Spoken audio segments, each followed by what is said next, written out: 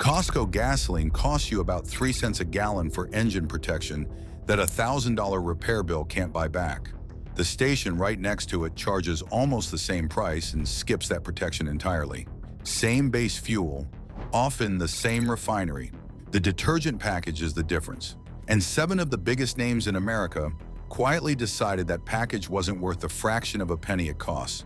We're ranking 7 gasoline brands that are not on the top tier list right now. 5 are the everyday villains you drive past without thinking.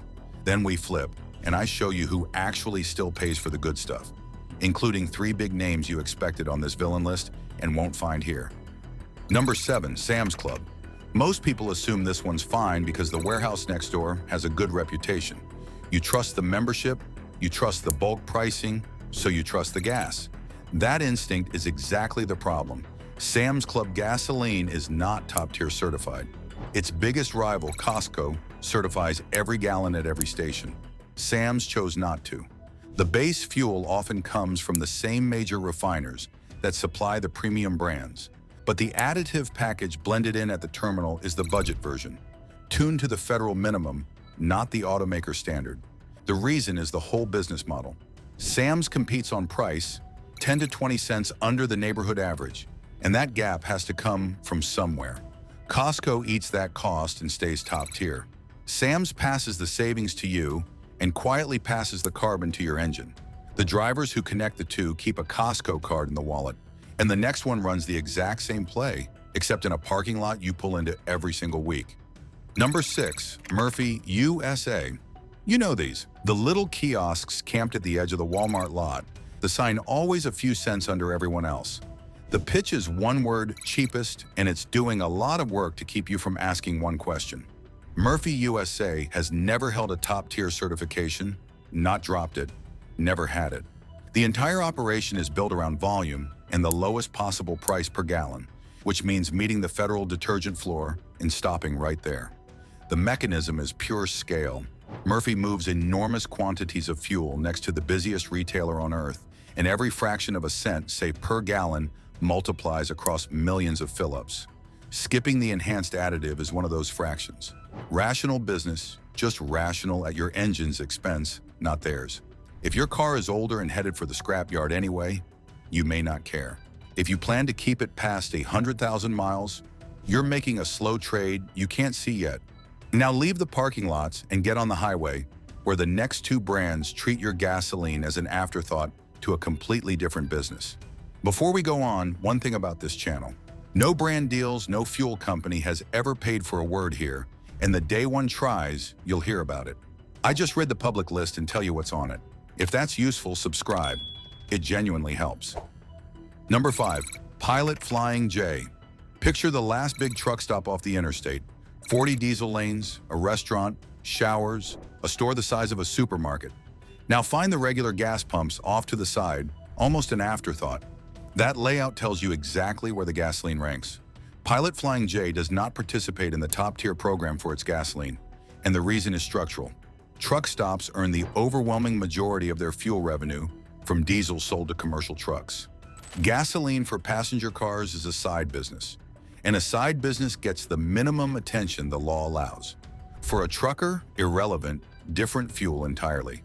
For you, pulling off to splash and dash, it means the least protected fuel of the whole tank goes into a car you're asking to drive another 400 miles. Once is nothing. A habit of it adds up, and its mirror image is usually sitting at the very same exit. Number 4, Love's. Same highway, different sign. Love's is the other giant of the American truck stop, running the identical logic. Diesel is the business, gasoline is the garnish. Love's gasoline is not on the top-tier list. When 80 to 90% of your fuel income comes off the diesel island, nobody's fighting to pay licensing fees for premium detergent in the gasoline a few minivans buy on the way to grandma's. What makes this one worth flagging is the false sense of safety. A massive, bright, busy national chain feels like a safe bet, but volume at the diesel pump tells you nothing about the additive in the regular unleaded.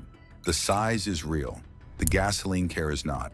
Now, the most common mistake of all, the one hiding behind the lowest number on the whole street. Number 3, The unbranded independent. The station with no famous logo or one you've never seen anywhere else, and a price that's always a little too good. No corporate name to protect, no standard to answer to. For a lot of drivers, that low number is the only spec that matters, and that's the trap. Here's the mechanism, the most important one in the whole video. Gasoline is a commodity, and the base fuel in a regional terminal is the same for everyone. What separates a premium brand from a no-name is the additive blended in after the fuel leaves the tank. Branded top-tier stations are contractually locked into a high detergent recipe at every location. An independent buys whatever surplus fuel and whatever additive deal is cheapest that week. So one tank from that corner station might be perfectly fine, and the next, from a different cheap batch, might be the bare federal floor. You're rolling dice you didn't know you were rolling. The people who understand fuel treat a suspiciously low price as a question, not a bargain. Now flip the whole video, because the brands you're bracing to see up here are the ones that don't belong here at all. Number 2, BP, Amoco, ARCO. Here's where I have to be straight with you, because the lazy version of this video puts these 3 in the villain half and counts on you not checking. BP, Amoco, and ARCO all left the top-tier program back in late 2021, and for a stretch the criticism was fair. But I pulled the official list the day I wrote this, and all 3 are on it right now. BP's return got confirmed in early 2026. They came back to the standard. So if you've been avoiding a BP or an ARCO on the word of some older video, the information moved and the video didn't. This channel follows the list. When a brand requalifies, it goes in the buy column, full stop. That's also your lesson for using this whole video. Don't memorize my 7 names and call it done, because the list changes. Check the pump for the top-tier logo before a long trip. The standard protects you, not my opinion of a logo. Now the number 1 spot, the brands that never once made you guess. Number 1, the certified anchors. These are the names that quietly kept paying for the additive package the entire time, while others dropped off. Costco is the clean headline. Same warehouse model as Sam's, same aggressive pricing, and it certifies every gallon anyway. It proves the cheap fuel excuse is a choice, not a law of physics.